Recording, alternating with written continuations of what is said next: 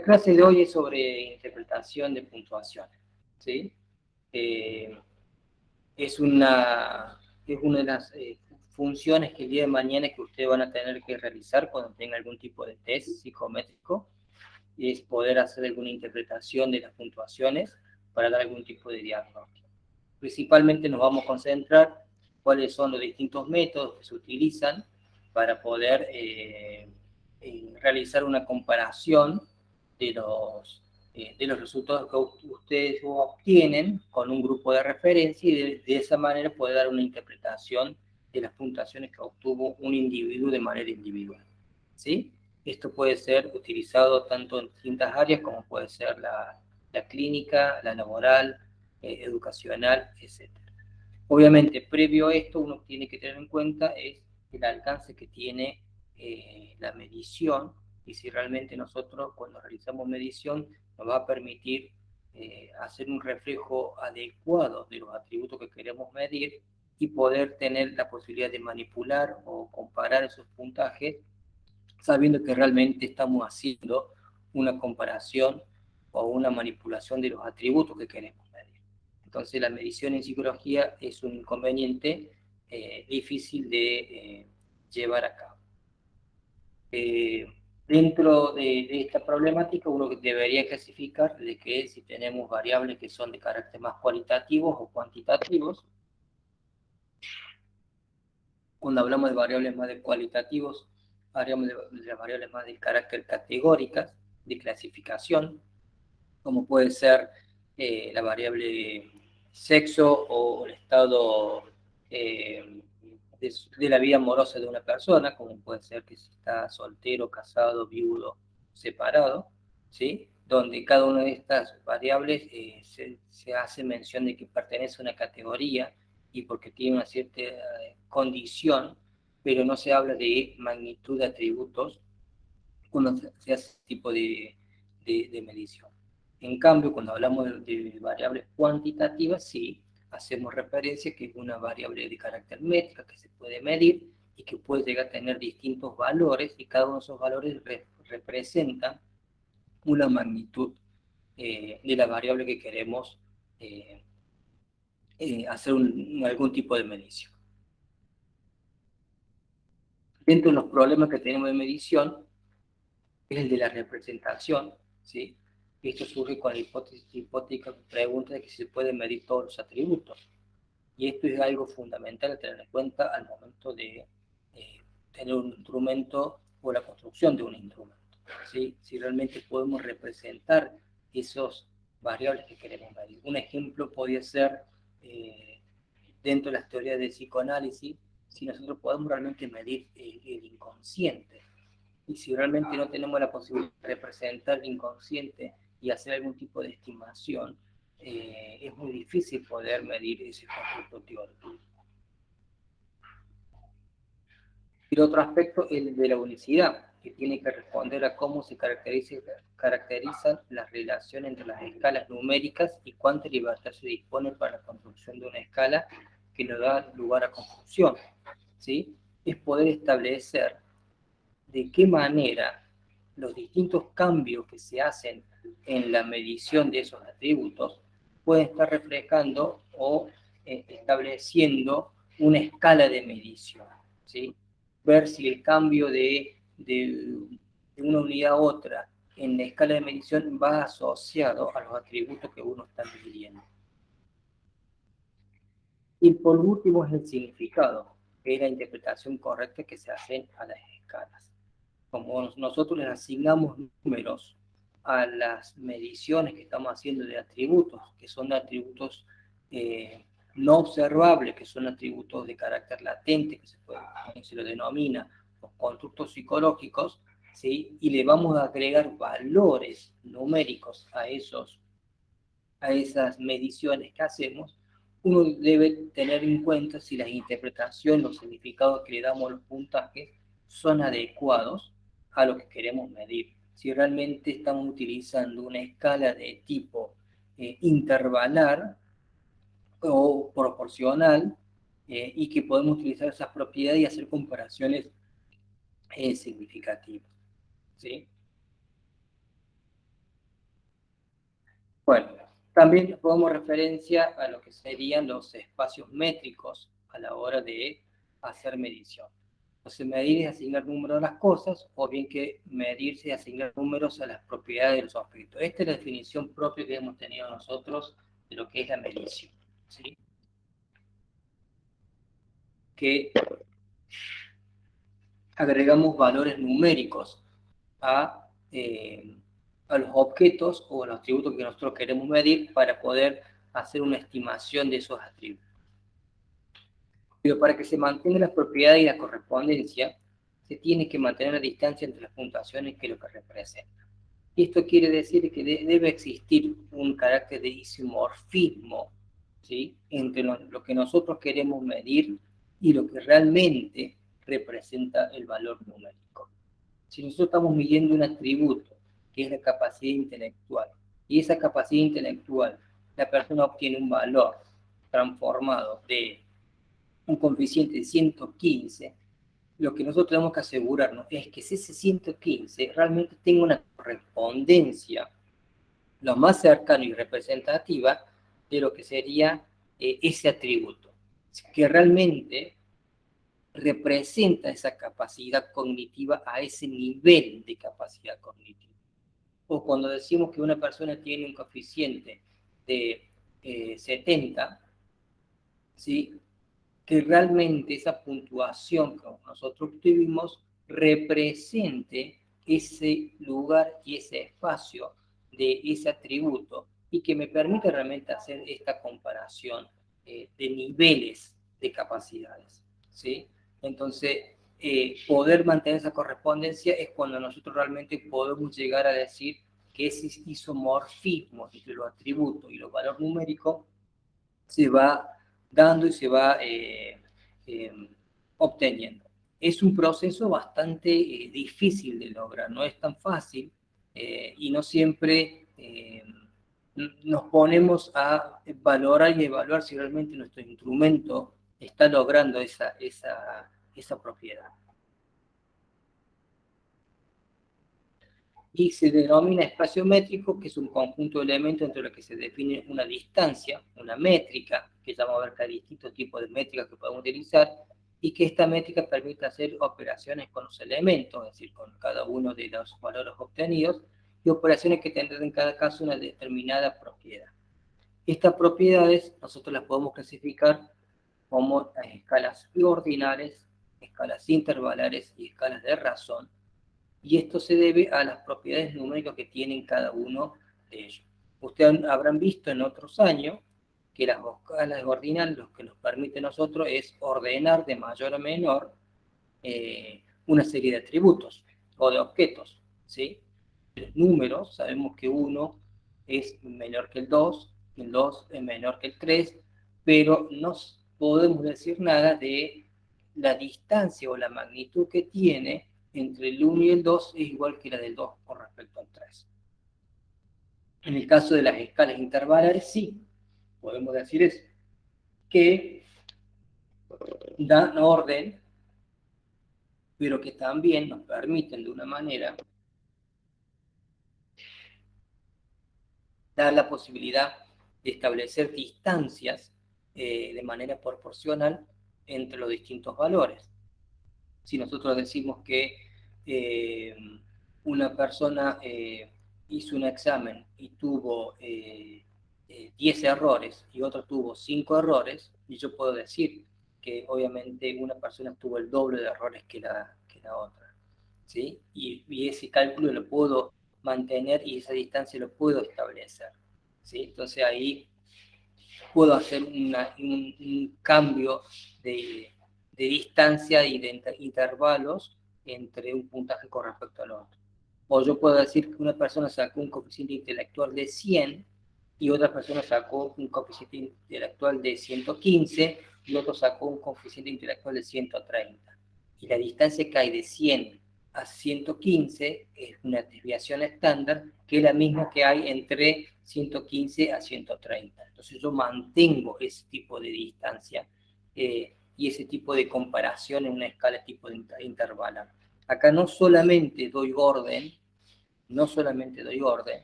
sino que también puedo mantener y establecer comparaciones entre los puntajes.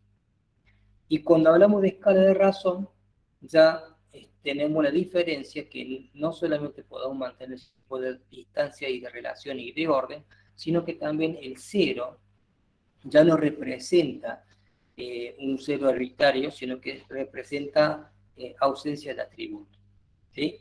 En los ejemplos anteriores, nosotros podemos decir que una persona tiene un puntaje de 0 en inteligencia. Ese 0 no significa que no tiene inteligencia. ¿Sí? No se puede representar de esa manera. Esa persona tiene capacidad intelectual. Lo que pasa es que, obviamente, el 0 puede ser un 0 arbitrario que dice, a partir de ahí, es un valor menor que puede llegar a tener un participante. ¿tá? Pero en cambio, cuando nosotros hablamos de escala de razón, el 0 sí tiene un significado de ausencia de atributo. Por ejemplo, uno le puede decir qué cantidad de materia rindió en el año. Dice 0, 0 significa no ninguna. Entonces, ¿cuántas materias? Ninguna. El 0 es un 0 realmente absoluto. Ahora, si dice que rindió 1, que rindió 2, 3 o 4, 5, yo puedo decir, esta persona rindió 2 materias y esta otra persona rindió 4. Entonces, ese es el doble de, de lo que rindió. Y obviamente el 0 ya tengo que ser absoluto y tengo la propiedad de poder comparar las distancias que hay entre los distintos números. Y ahí obtengo lo que sería una escala de razón.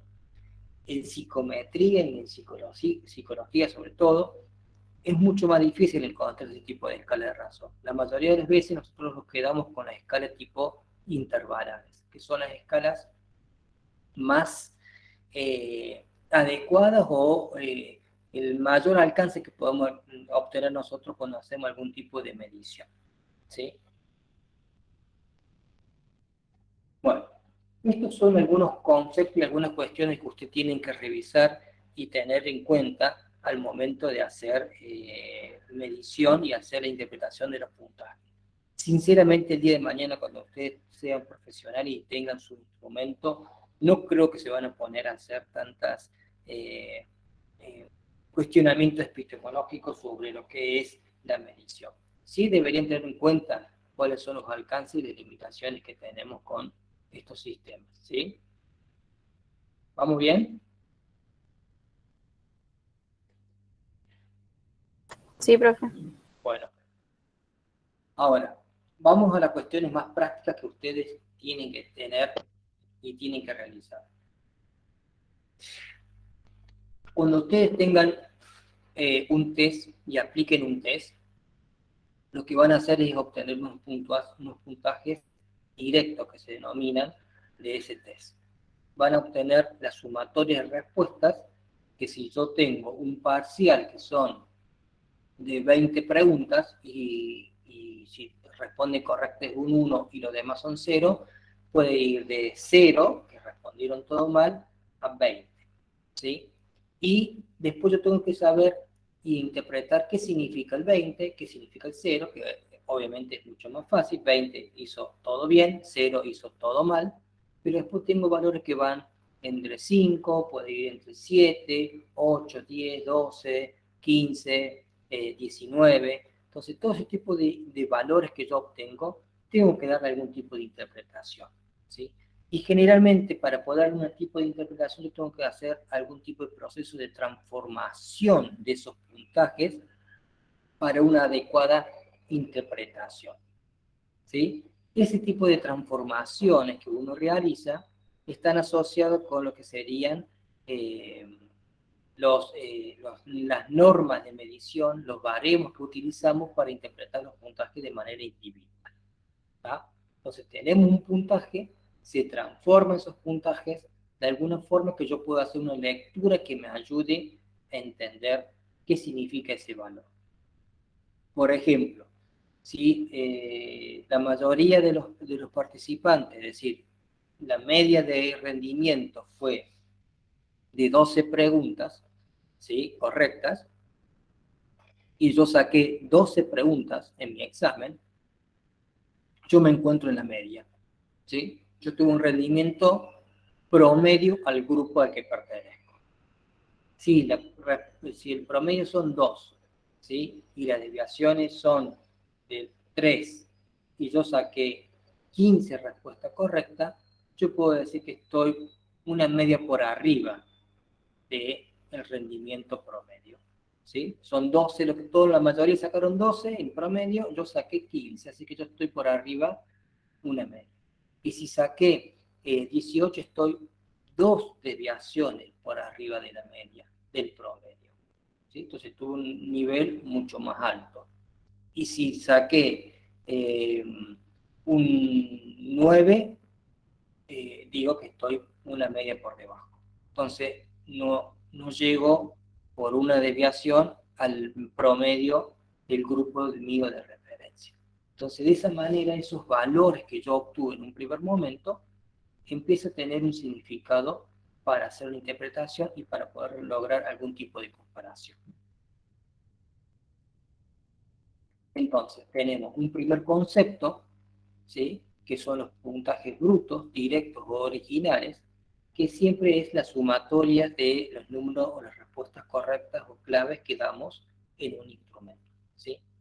Y estos puntajes también dentro de la actividad de respuesta al ítem son lo que se denominan delta, ¿sí? El puntaje que obtiene cada persona, cada individuo de manera particular. ¿Vamos? Es decir, yo administro un test, una persona responde, sea una prueba de ejecución máxima o la respuesta típica, obtengo una serie de respuestas a ese instrumento que luego van a estar codificados con valores numéricos que yo le voy dando.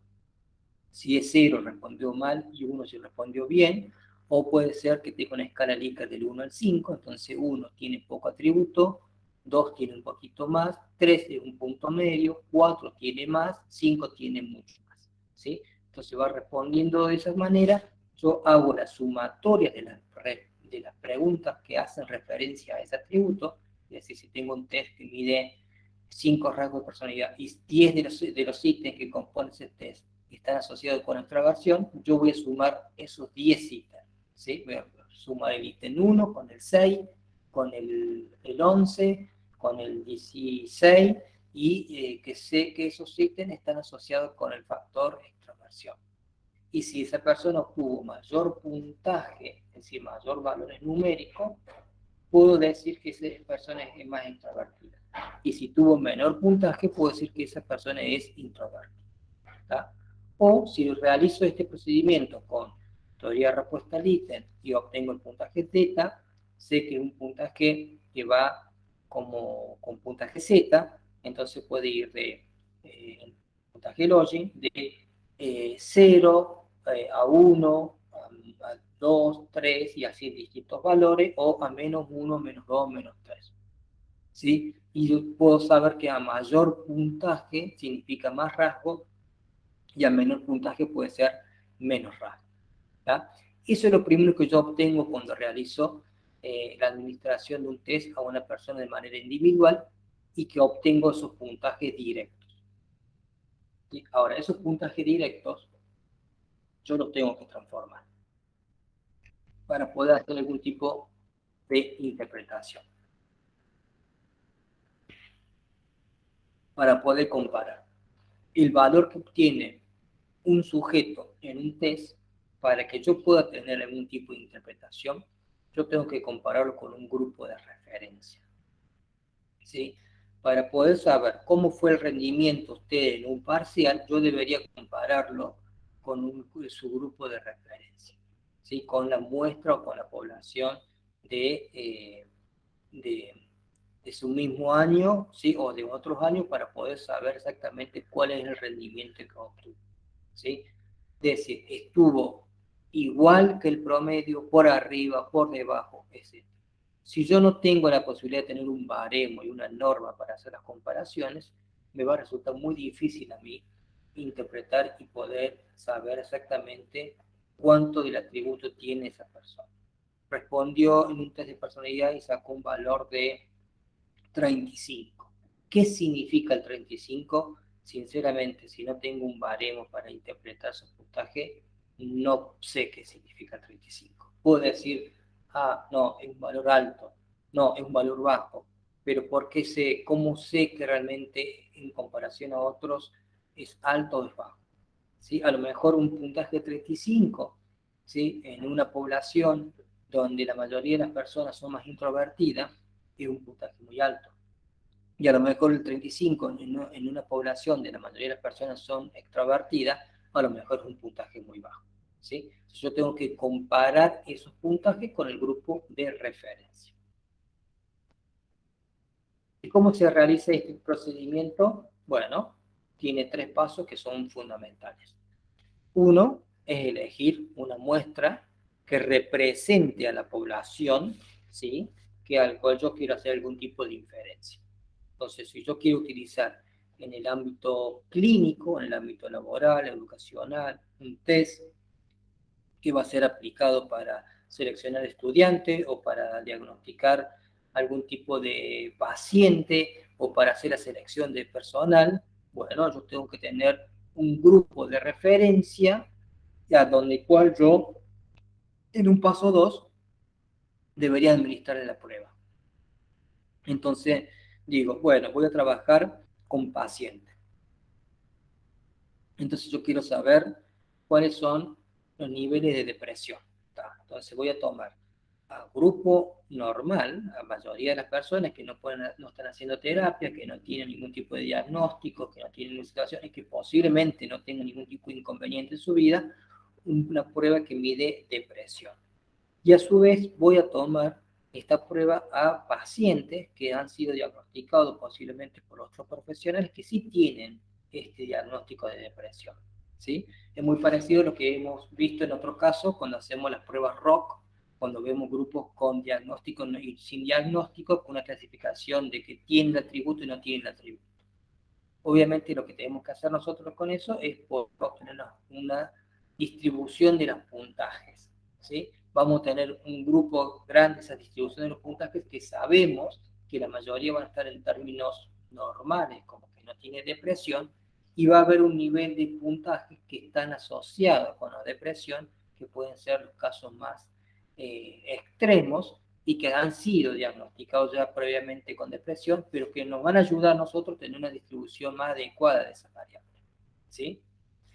Si no contemplamos el grupo de pacientes, lo más probable es que tengamos valores mucho más bajos, más tirados para el lado eh, izquierdo si hacemos una distribución de los puntajes, ¿sí? Y que no nos va a servir mucho saber cuándo realmente o cuáles son los valores que están más asociados con este tipo de participantes y este tipo de pacientes, ¿sí?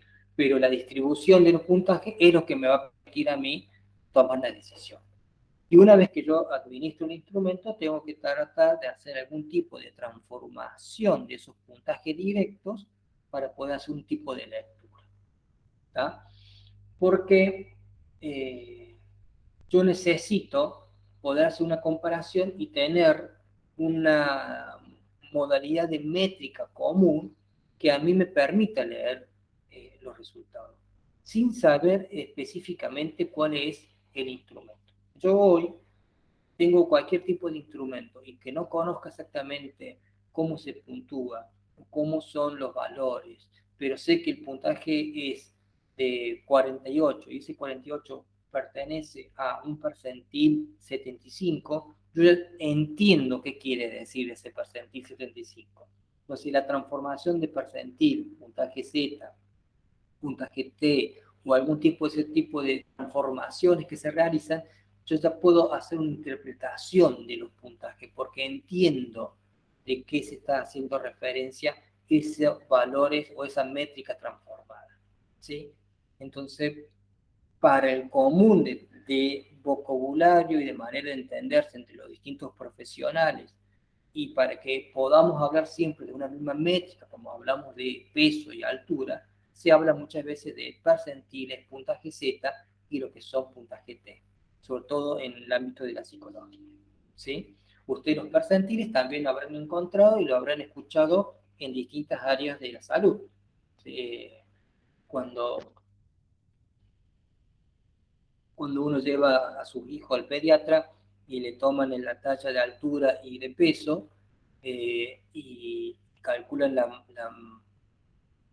otras variables más, o lo que sería el índice de masa corporal que pueden llegar a tener los niños, los comparan directamente con un baremo y hablan de percentiles, ¿sí? Y dicen si están dentro de los valores normales de la población, la talla y la altura que tiene cada uno de los niños.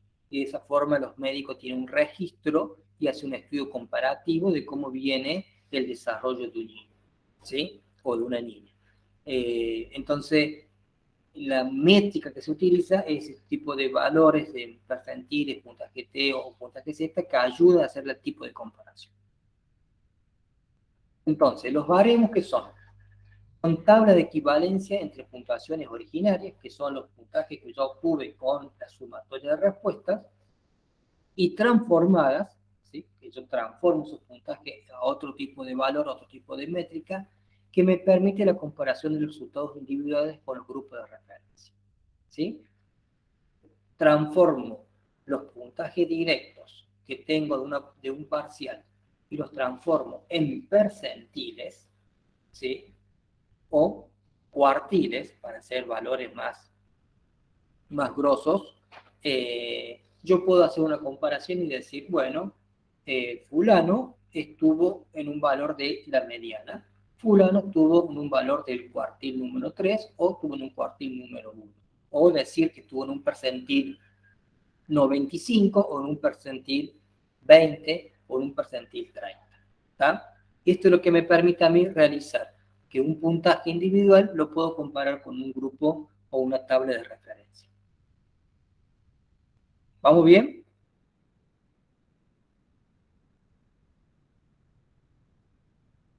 Sí, profe. Bueno, para esto yo necesito tener una muestra estandarizada, ¿sí? Y este es un procedimiento que realmente es bastante costoso y lleva bastante tiempo, ¿sí? Yo hace tiempo que venimos con la idea desde la cátedra de poder hacer este servicio de baremos a muchos test que se están circulando y que se están utilizando en Córdoba y que, bueno, por distintos motivos nunca hemos podido llevar a cabo y realizar. Pero es un procedimiento que lleva tiempo y es muy costoso, ¿sí?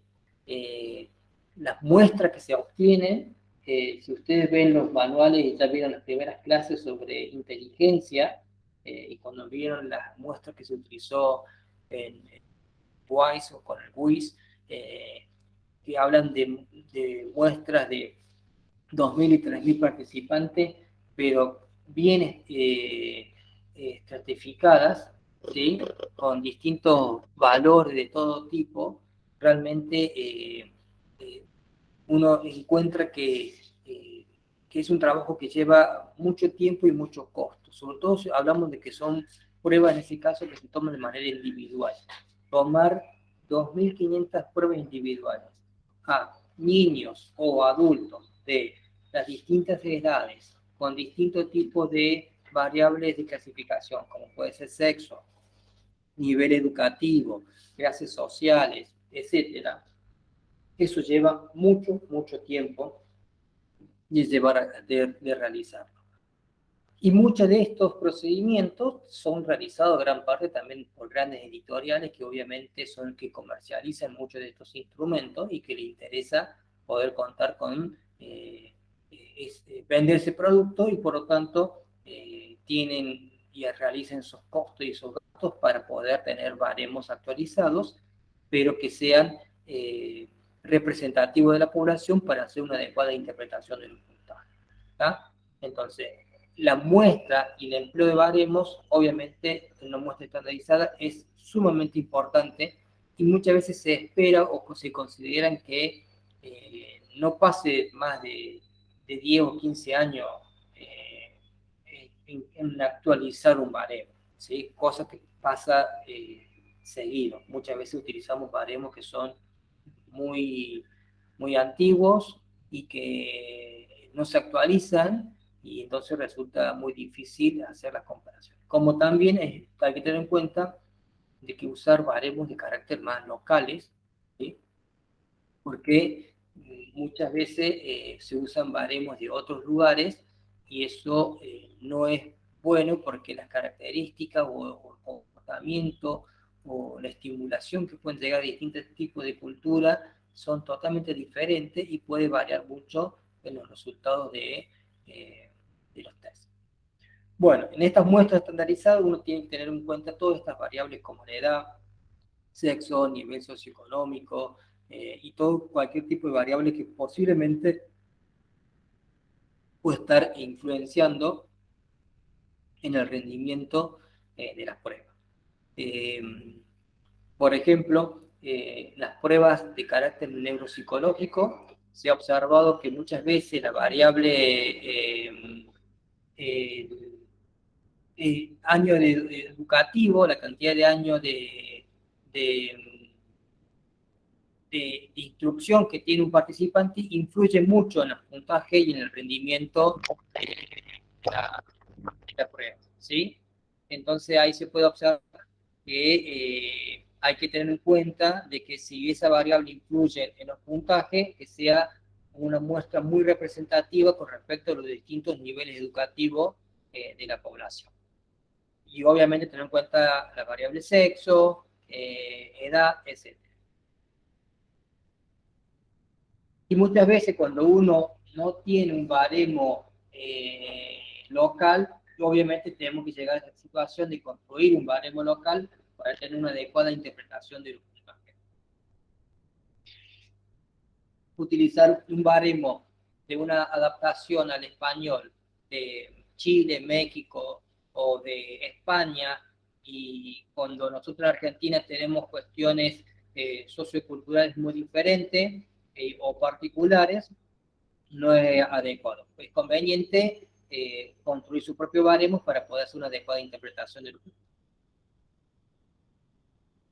Dentro de las muestras de estandarización hay que tener en cuenta que puede haber normas locales, ¿sí? De un lugar geográfico específico,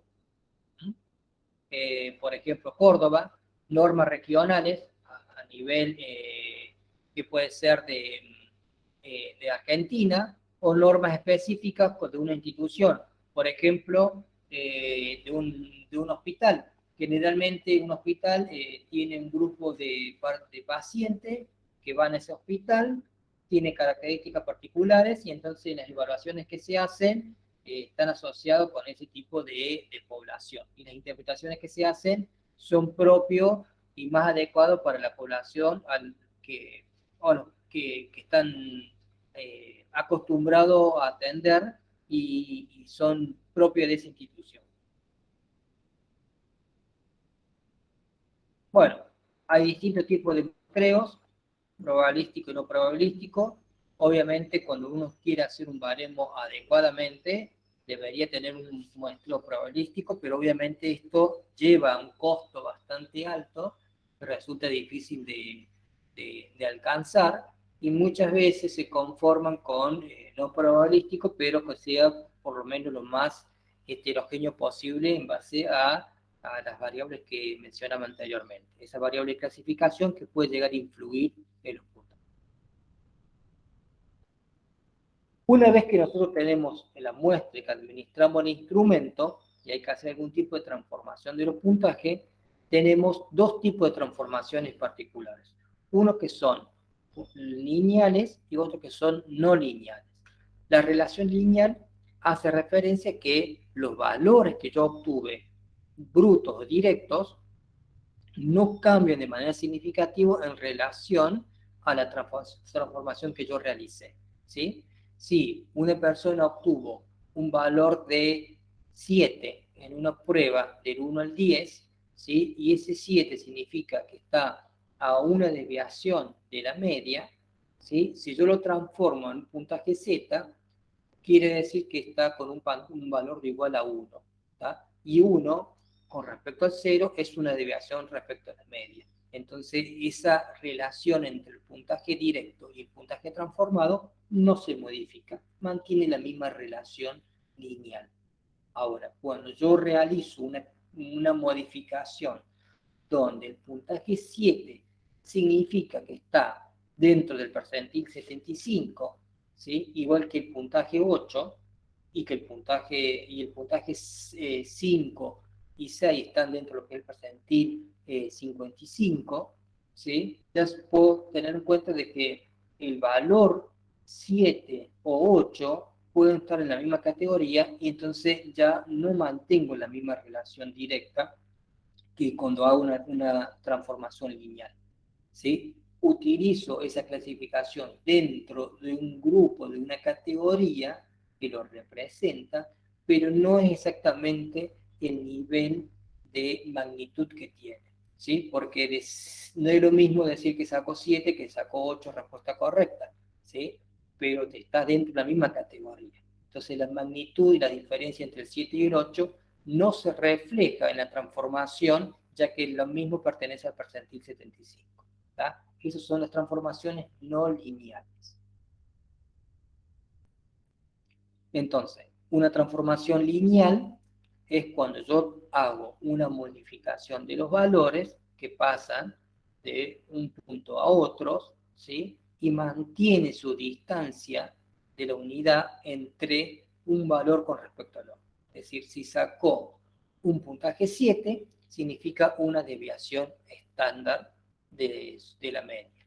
Y si yo ese valor de 0,1 lo transformo y lo multiplico por una media y una desviación propuesta, que quiere decir, por ejemplo, que la media es 50 y la desviación es 10, entonces digo que esa persona sacó un puntaje ahora de 60, ¿sí? Entonces él está 60, 50 de la media y él sacó 60, está por encima de la media una desviación. Ese 60 es igual que decir que sacó 1 en puntaje Z o 7 en puntaje directo que se obtuvo. Entonces, las modificaciones que se hacen no cambian el valor y la distancia que tiene y la posibilidad de comparar el resultado de un individuo con respecto a otro. ¿Se entiende?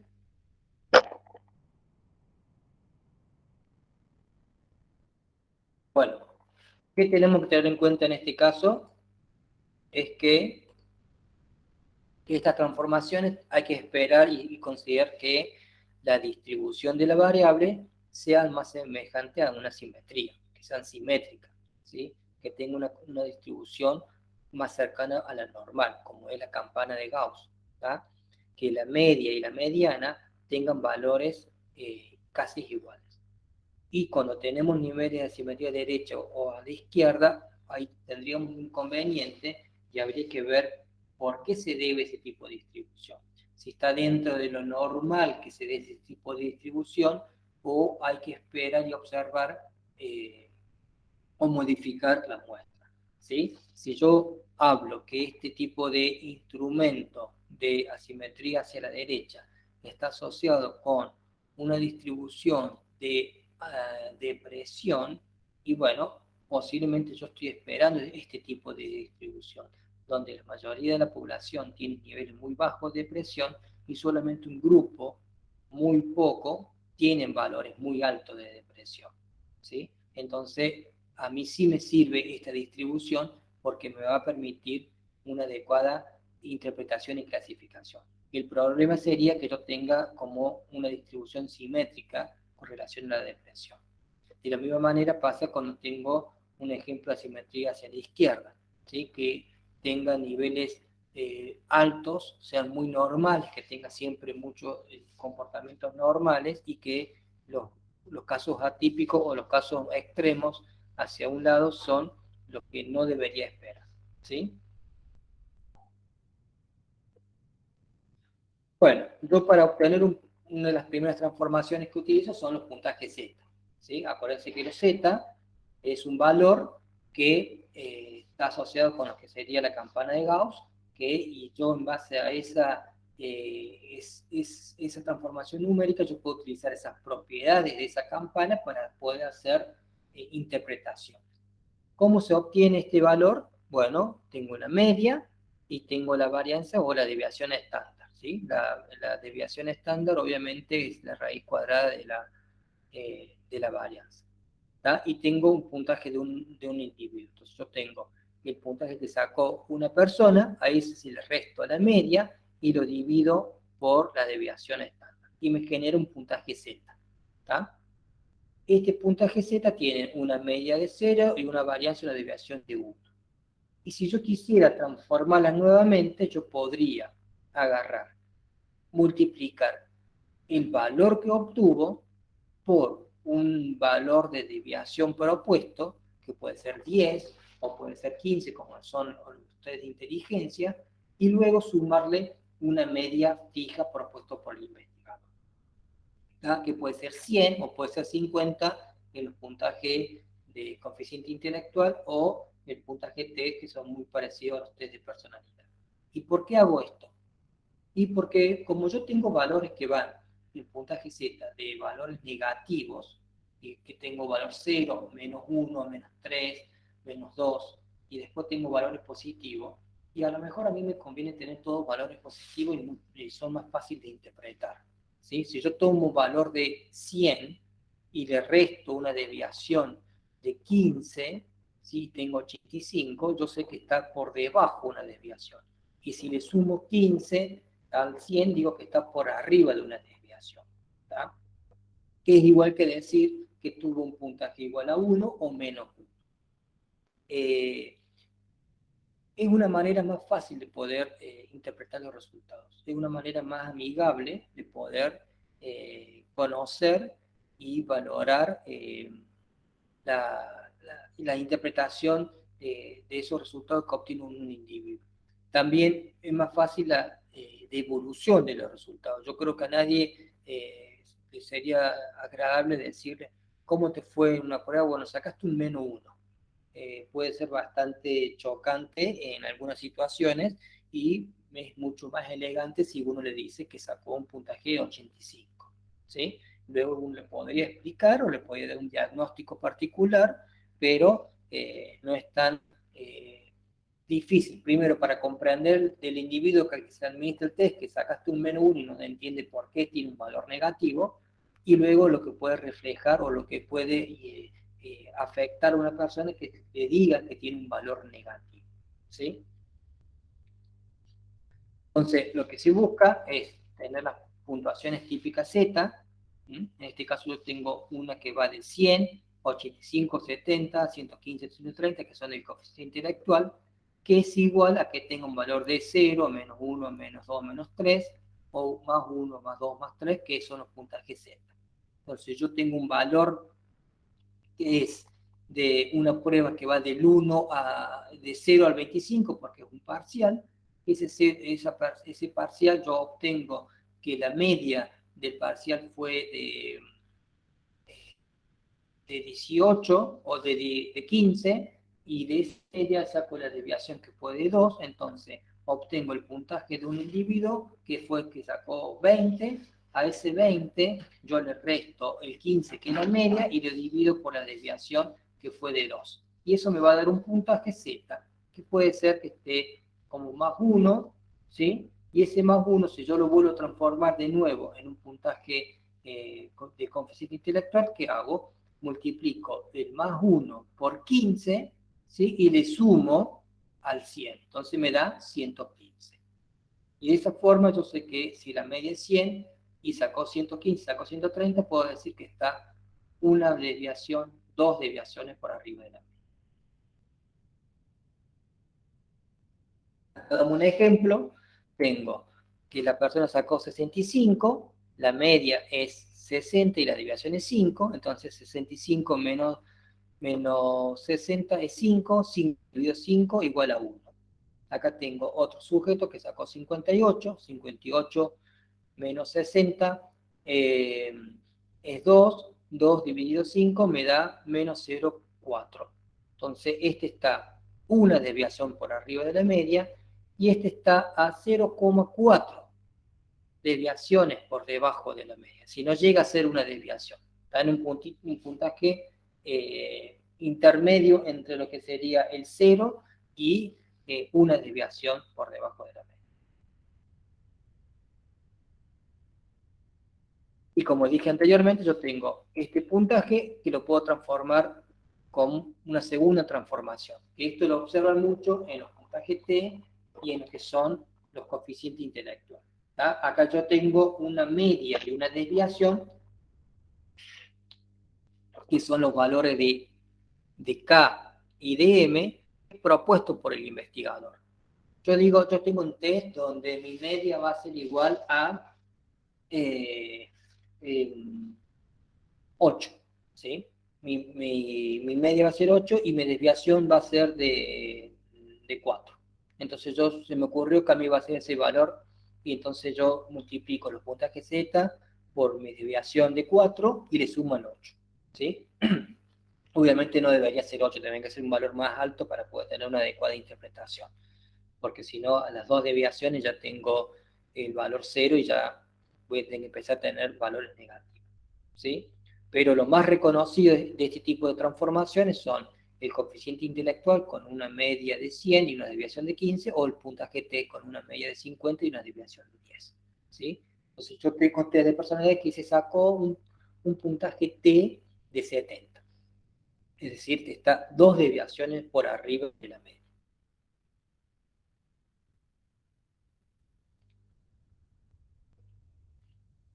Bueno, acá estaba hablando de este caso en particular. El test como el NEGO, el CIPF y demás tiene puntuaciones T, media 50 y desviación de 10, ¿sí? Y los test de inteligencia tienen media de 100 y desviación de 15. Son los términos o la utilización más común que se realiza, porque la gente con el tiempo se va acostumbrando, y los profesionales también, y ya podemos hablar de vocabularios en común y métricas en común, y es mucho más fácil hacer la interpretación de los resultados. Bueno, esas son las transformaciones de carácter lineales. Las no lineales, ¿sí?, asume una distribución a priori que es normal, por ejemplo, pero altera la forma de distribución de los puntajes originales. No es una distribución normal. Ya yo no puedo mantener la misma distribución que yo tengo de los resultados, ¿sí? Y tengo el inconveniente de que ya no mantengo la misma relación entre el puntaje directo con el puntaje transformado. Me resulta obviamente mucho más fácil hacer una lectura de los puntajes. Es más fácil poder hacer una lectura con percentiles o con cuartiles, con deciles. Pero obviamente ya no está exactamente asociado el puntaje que tiene cada persona con el valor que le corresponde en el percentil, ¿sí? Cuando yo utilizo un puntaje Z, como vimos anteriormente, una persona puede sacar un valor de menos 0,40, ¿sí? Ese valor menos 0,40 es exactamente asociado al valor de puntaje 58, ¿sí? Cuando yo hablo de percentiles, ese 58 probablemente está dentro de lo que sería la categoría de percentil 40, ¿sí? O puede ser que sea de 35. Pero dentro del percentil 35 puede haber una serie amplia de valores, obviamente no muy lejano a esos valores, que se encuentran en esa categoría. Entonces no corresponden directamente el valor de puntaje directo con el percentil. Sí me ayuda a poder hacer una interpretación de los puntajes. Yo digo, sacó un puntaje 58 y pertenece un puntaje a un percentil 40, la lectura que yo puedo hacer es que del 40, ¿sí?, quiere decir que un 40% de los participantes obtuvieron un puntaje igual a ese o menor. O puedo hacer la lectura de que tuvieron un puntaje de 40, ¿sí?, un 60% tuvieron un puntaje más alto que ese. ¿Tá? Esa es la lectura que yo puedo hacer a la hora de interpretar un percentil. ¿Vamos? Entonces, no mantiene esta relación lineal que se dijo que sí se hace cuando hacemos otro tipo de transformaciones como los puntajes C.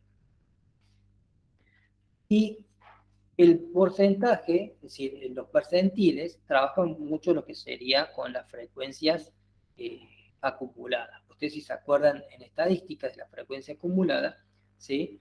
Tengo la distribución de un valor y observo el porcentaje que obtuvo ese valor en una categoría, y luego voy sumando con el porcentaje que tiene en la otra categoría y en otra categoría, así sucesivamente, hasta llegar al 100%. ¿Tá? Cuando yo tengo un percentil, lo que realizo es un valor que me dice que es igual a la mediana, un percentil igual a 50. Ese valor es el punto que me dice que por debajo hay un 50%, es decir, que la frecuencia acumulada es del 50% por debajo, y que el otro porcentaje está por arriba, el otro 50%.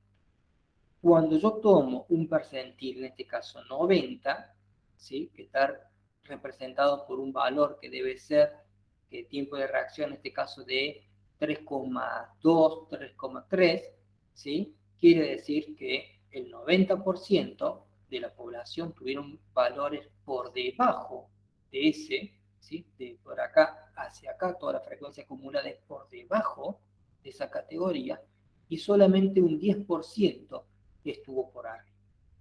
Si yo obtengo el tiempo de reacción un valor de 2,5 y me voy hasta este cruce, que está asociado más al percentil 70. Quiere decir que un 70% de los participantes tuvieron valores por debajo, ¿sí? Por debajo de este valor, y un 30% tuvieron un puntaje por arriba de ese valor. Entonces, si yo tomo una prueba que mide ansiedad y que a mayor puntaje significa mayor ansiedad, y esa persona obtuvo un percentil 80, yo quiero decir que el 80% de la población tiene puntaje menor que vos. Vos estás dentro del rango de los 20 más ansiosos, el 20% de la población, de los participantes más ansiosos de la población, ¿sí? Entonces a mí ya me da una posibilidad de interpretar esos valores de otra manera. ¿Qué significa en un test un valor 2,5? El 2,5 es un valor numérico que a lo mejor no tiene ningún tipo de manera de interpretar y saber su significado. Pero si ese 2,5 yo lo comparo con una distribución de este tipo de los distintos valores, digo que es igual a un percentil 70, ahí sí ya tiene un significado. Quiere decir que el 70% tiene un puntaje igual o por debajo, ¿sí? Y solamente un 30% tiene un puntaje igual o mayor que ese que obtuvo. Entonces sería un valor bastante alto. Y si en cambio digo que tiene un valor igual a 1,2, quiere decir que corresponde a un percentil del 25, quiere decir que un 25% tuvieron un puntaje igual o menor que eso, esto está dentro de lo que sería el rango más bajo, y el 75% de la población tuvieron puntajes mucho más altos, ¿sí? De esa manera se hace la interpretación de los percentiles. Y los percentiles probablemente es una de las clasificaciones y los modos de interpretar los puntajes que más lo van a utilizar ustedes el día de mañana. Muchos de los test psicométricos tienen percentiles, o en su defecto tienen puntaje T o de puntaje de coeficiente intelectual, ¿sí? Pero los percentiles son muy utilizados. Y la manera que uno puede hacer comparaciones y saber exactamente cómo sería una ubicación del puntaje que obtuvo un individuo con relación a un grupo de referencia de una manera rápida y sencilla, ¿sí? Estás en el 50% de la población, estás por debajo en un 25% o estás por arriba en el 75%. Esta es la fórmula para sacar el percentil, que obviamente ustedes hoy lo hacen con un programa estadístico, no hace falta conocer la fórmula, pero generalmente lo que se hace es, yo para sacar el percentil 50, la mediana, se divide en la mitad en los casos, se ve dónde en las distintas tablas de frecuencia, dónde estaría encontrado la mayor cantidad de los participantes, que serían 100, si son 200 los participantes, y ahí tengo que encontrar la frecuencia acumulada hasta el puntaje original seleccionado, la frecuencia propia del puntaje original seleccionado, el número total de los casos, y de esa forma obtengo el percentil. ¿sí? Si son otros valores, bueno, habría que ver si son percentil 75 o 25, se divide por 4 la muestra y así de esa manera. Pero hoy la verdad que no hace falta preocuparse mucho por la fórmula, sino con un programa estadístico se puede hacer de manera sencilla. Existe otro tipo de puntuaciones que son las estándar normalizadas, ¿sí? Que muchas veces se utilizó con los puntajes T de esta forma, consiste en lo siguiente. Yo puedo considerar que estos valores de puntaje Z, que van de 0,01 a 0,01, pero de puntaje mayor, entonces de -3 a 3. Y puedo pensar que esto es una frecuencia acumulada que va del valor más chico a más alto y lo puedo relacionar con un percentil. Entonces, la mediana, el 50, me deja el 50% de la población por un lado y la mediana me deja el otro 50% por arriba. Entonces, yo podría obtener el percentil 75 y asociarlo a qué valor de puntaje Z está asociado en la frecuencia acumulada. O poner un percentil de 25 y ver a qué valor está asociado a un puntaje Z. Y de esa manera yo hago una transformación de percentiles, después puntaje Z y después a transformación lineal, pero utilizando una media y una desviación. Realmente eso se hizo mucho con el puntaje T, ¿sí? Yo tengo el puntaje T o con las estaninas también de la misma manera, una media de 5 y una desviación de 2.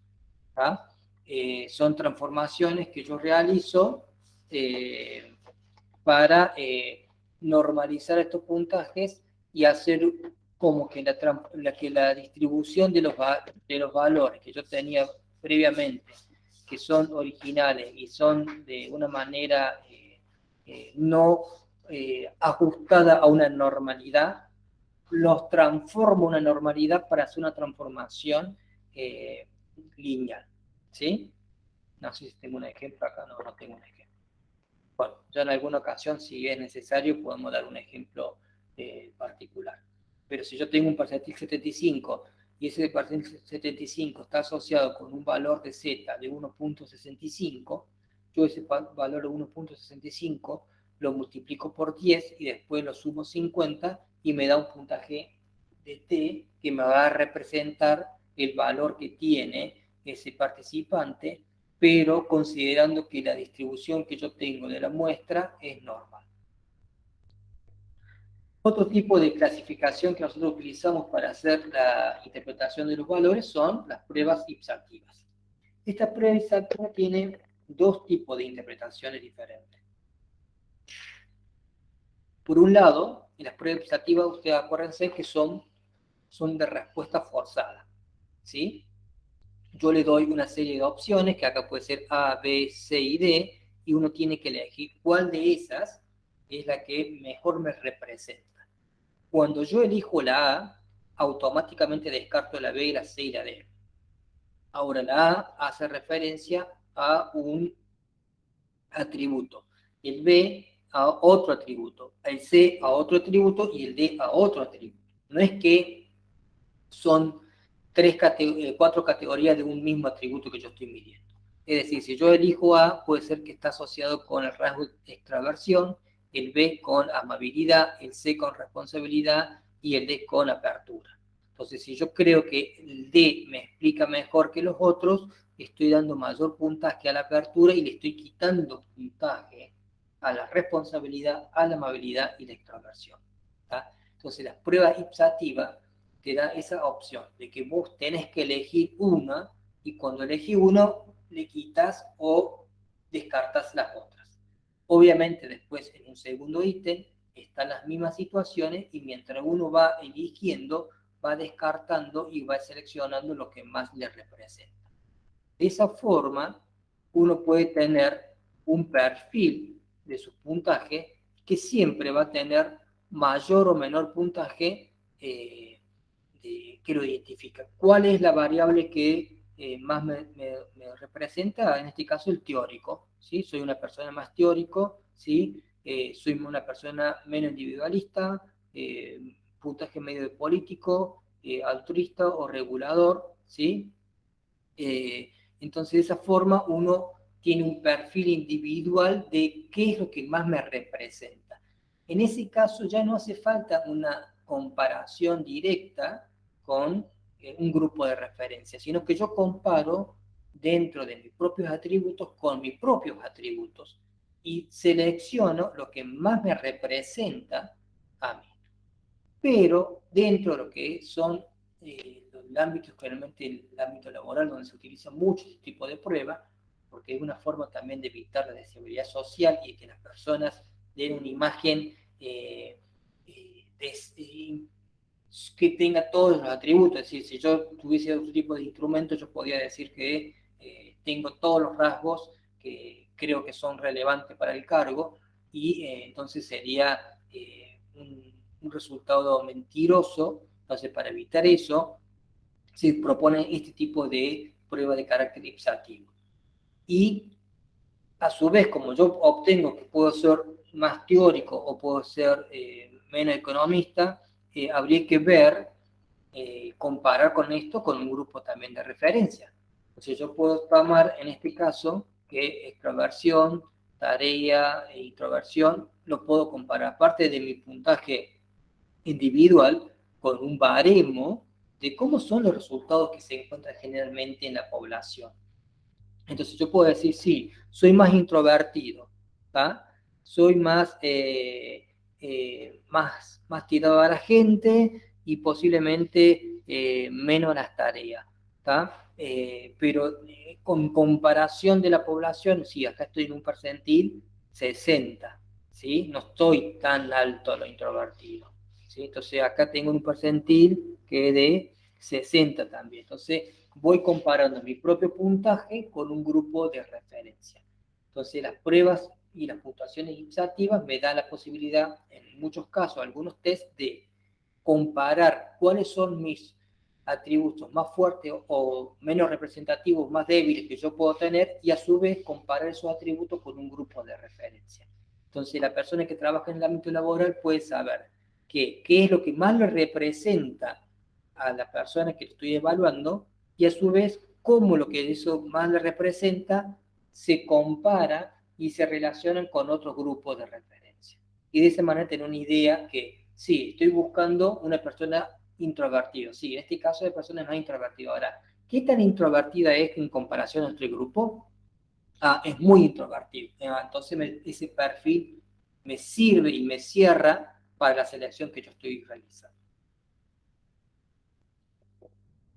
Bueno, hasta acá eran todos los que son pruebas que están más asociados con los que son referencia a normas, ¿sí? Cuando hablamos de normas, hacemos referencia a lo que son los baremos, ¿sí? Entonces yo tengo la posibilidad de tener una tabla de distribución de los puntajes que me va a permitir a mí comparar mis puntajes individuales con los otros puntajes. Pero hay en ocasiones que yo necesito tener otro tipo de situaciones, ¿tá? Que son las pruebas referencia a criterio y que muchas veces están asociados con el ámbito educativo. Ustedes pueden, seguro que conocen más bueno, que en mi generación, porque no era tan común lo que pasaba en nuestra generación de tomar pruebas nacionales o internacionales sobre logros académicos.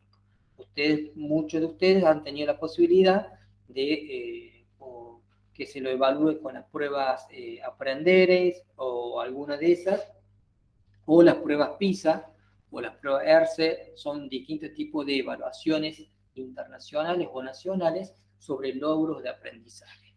Y esas pruebas que se toman a nivel poblacional, lo que permiten hacer es comparar cuáles son los niveles de rendimiento que tienen de las personas, digo, de la población, en base a estándares que se le proponen, ¿sí? No se comparan quién tuvo mayor o menor rendimiento en la población. No se hace una distribución de los puntajes para ver cómo fue los distintos rendimientos. Lo que se hace es, un estudiante debería alcanzar cierto grado de rendimiento del aprendizaje de estos dominios. ¿Cuántos de estos participantes llegaron a ese punto de rendimiento?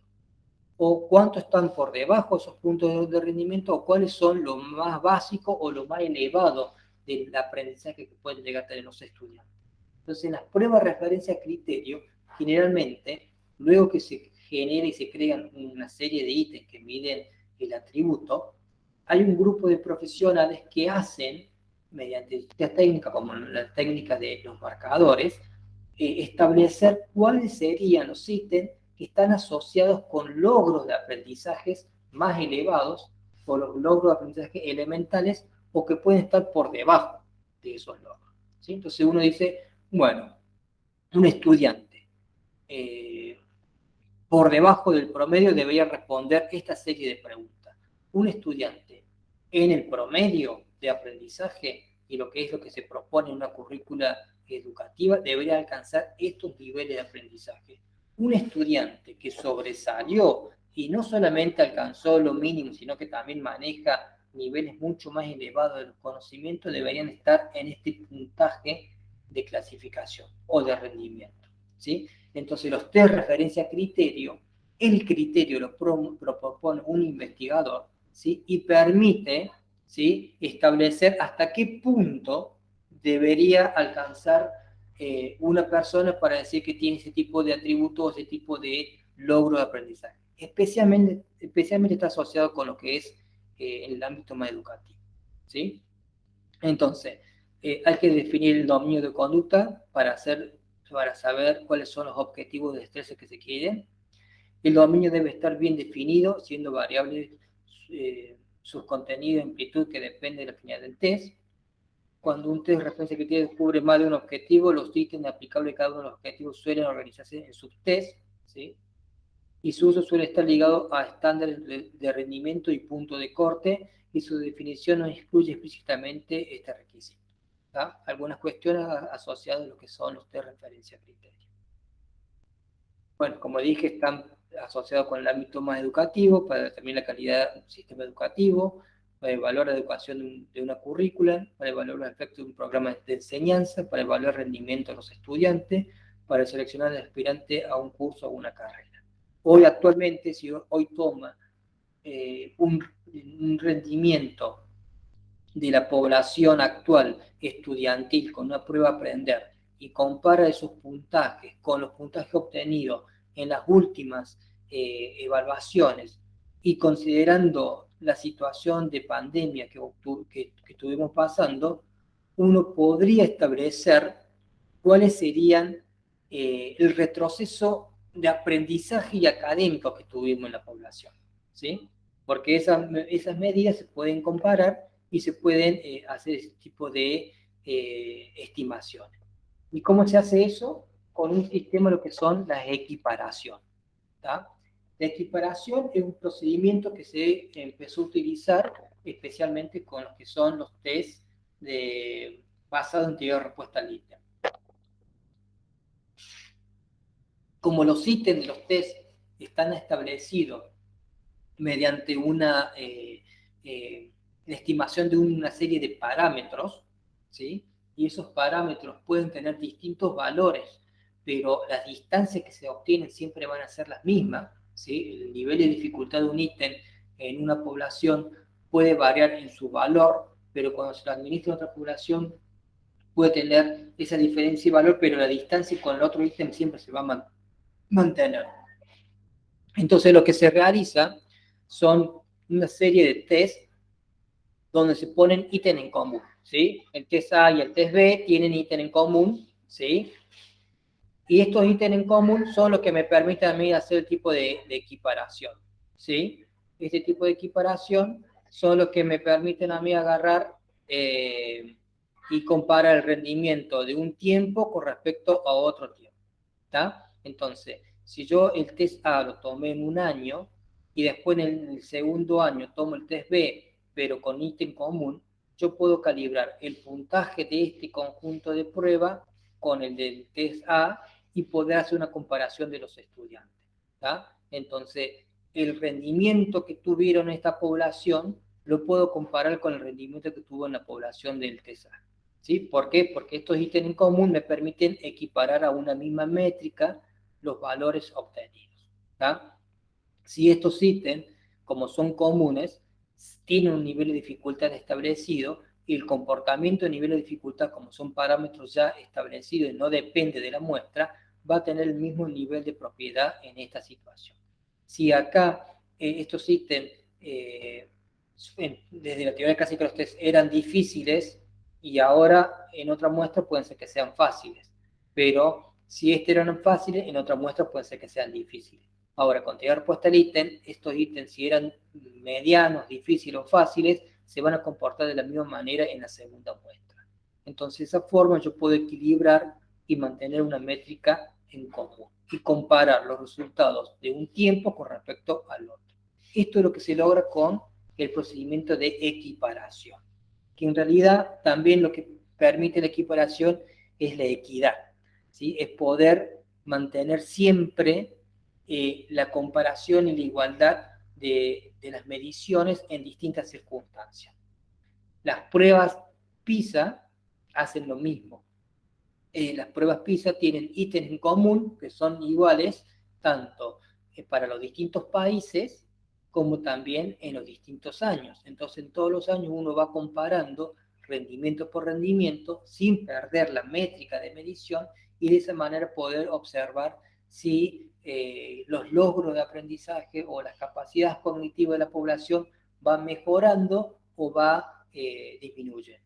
Entonces, en distintos países uno se jactan muchas veces de que han pasado de un nivel 4 al nivel 5, o de un nivel 5 al nivel 6, o que nos mantenemos el mismo nivel de aprendizaje en el término población en la prueba PISA, y se debe a esta posibilidad de que uno tenga la equiparación de los puntajes. Tengo, por ejemplo, la transformación de los puntajes que van de ordinal a puntaje Logi y que se pueden hacer otro tipo de transformación. Acá a lo que hace referencia es que en teoría de respuesta al ítem, acuérdense que tenemos puntajes que son parecidos a lo que es puntaje Z, ¿sí? Que van de 0 a menos 1, a menos 2 y a su vez. De la misma manera yo puedo pasar estos valores a una escala tipo intervalar o directamente a una escala ordinal. Si yo tengo un instrumento que va del 0 al 21 en los puntajes, yo puedo asociar que un puntaje de Logi de menos 1,17 es igual a un puntaje 5, o si es un puntaje de 1,29 es un puntaje 17. Y de esa forma yo puedo saber exactamente el puntaje y la interpretación de los valores, sabiendo que el puntaje medio siempre es igual a 0. Entonces, si sacó un puntaje de 18, está a 1,55 Logi por arriba de la media, entonces está casi a una desviación y media. Y de esa manera también hace un tipo de interpretación de los puntajes.